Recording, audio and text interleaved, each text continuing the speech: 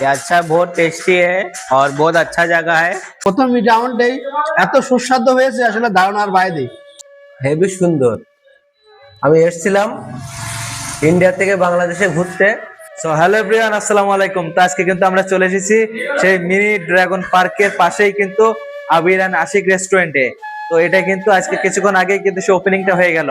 তো এই রেস্টুরেন্টের মধ্যে কি কি আছে এবং খাবারের মানটা কেমন সেটাই কিন্তু আপনাদেরকে জানাবো।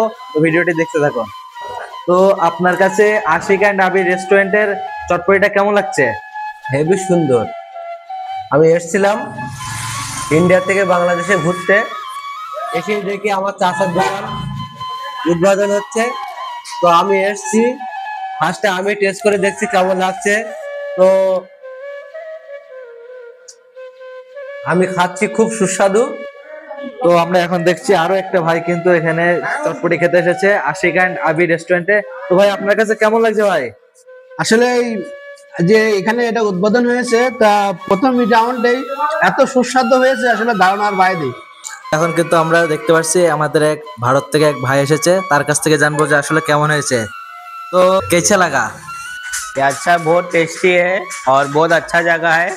आप लोग इधर आ सकते हो, एंजॉय कर सकते हो और इस चीज को टेस्ट कर सकते हो अपना फैमिली के साथ। बहुत अच्छा जगह है, एक बार आगे जरूर ट्राई करो। জি ভাই, অনেক সুন্দর হয়েছে, আলহামদুলিল্লাহ খুবই টেস্টি হয়েছে। আপনাদের প্রথম দিন হিসেবে মোটামুটি খুবই ভালো হয়েছে। আপনাদের ফুচকা খেয়ে অনেক মজা পাইছে আর কি। আমার স্ত্রীও সাথে আছে, উনিও মজা পাইছে, বললো যে খুবই ভালো হয়েছে। সুন্দর লাগছে। সুন্দর লাগছে।